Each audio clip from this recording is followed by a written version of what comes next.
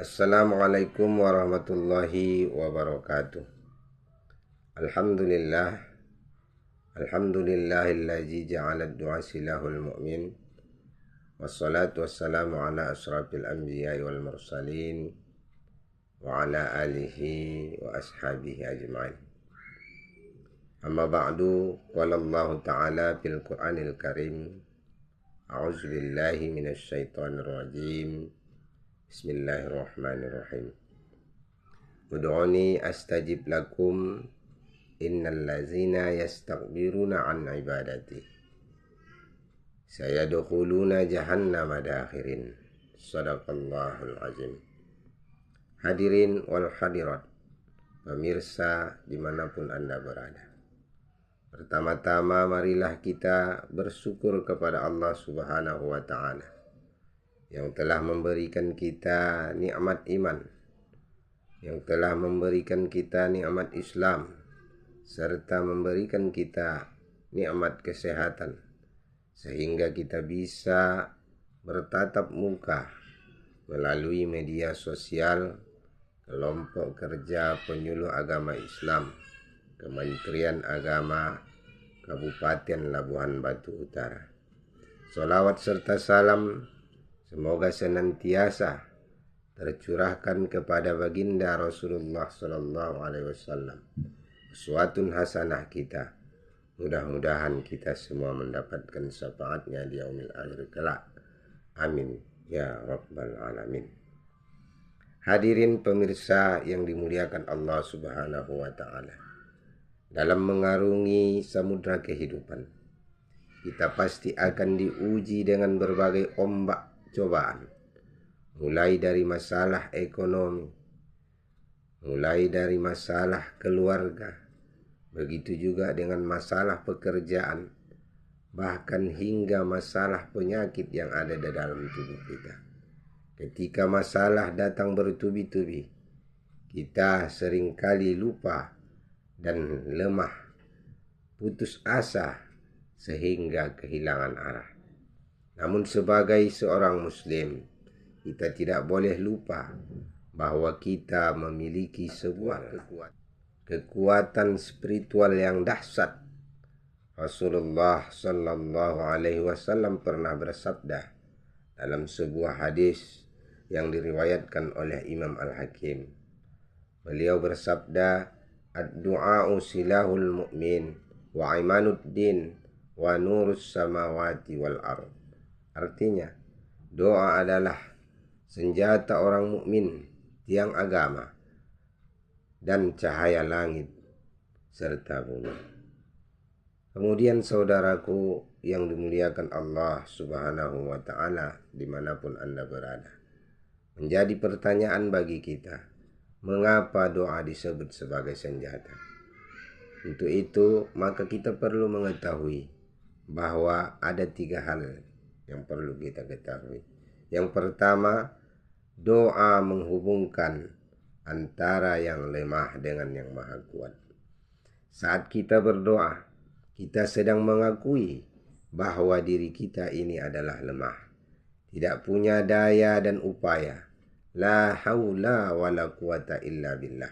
Sedangkan Allah maha kuasa atas segala sesuatu. Senjata fisik mungkin ada batasan peluru dan kekuatannya, akan tetapi senjata doa terhubung langsung dengan pemilik alam semesta yang tanpa batas. Namun yang perlu kita ketahui yang kedua adalah bahwa doa dapat mengubah takdir. Rasulullah Shallallahu Alaihi Wasallam bersabda, tidak ada yang dapat menolak takdir kecuali doa. Hadis riwayat Tirmidzi. Ketika secara logika manusia sebuah masalah sudah menemui jalan buntu, doa mampu mengetuk pintu langit dan mengubah apa yang tidak mungkin bagi manusia menjadi mungkin bagi Allah Subhanahu wa ta'ala. Saudaraku yang dimuliakan Allah Subhanahu wa ta'ala, yang ketiga adalah doa adalah senjata yang bisa digunakan kapan saja dan di mana saja. Doa sebagai senjata yang tidak perlu biaya. Doa juga disebut senjata yang tidak perlu izin khusus, baik sepertiga malam yang sunyi, baik di kala sujud maupun di sela-sela kesibukan kita. Senjata ini selalu siap siaga untuk kita gunakan. Hadirin wal hadirat, pemirsa dimanapun Anda berada. Mengapa kadang senjata kita terasa tumpul? Ini adalah pertanyaan bagi kita. Doa kita selalu tidak dijawab, tidak dikabulkan Allah. Jawabnya adalah mudah. Jika ada seorang prajurit membawa pedang yang sangat tajam, namun tidak ada yang tahu cara menggunakan atau mengayunkannya, atau dia menebaskannya dengan ragu-ragu, apakah pedang itu akan berfungsi dengan baik? Tentu tidak. Begitu juga dengan doa. Agar senjata doa kita sangat ampuh dan tajam, ada beberapa adab yang harus kita penuhi. Yang pertama yaitu berdoalah dengan penuh keyakinan. Jangan berdoa dengan hati yang ragu. Apakah Allah akan mengabulkan atau tidak doa kita? Yang penting adalah kita berdoa dengan penuh keyakinan. Insya Allah doa kita akan dikabulkan oleh Allah Subhanahu wa Ta'ala. Kemudian yang kedua, ikhlas dan khusyuk.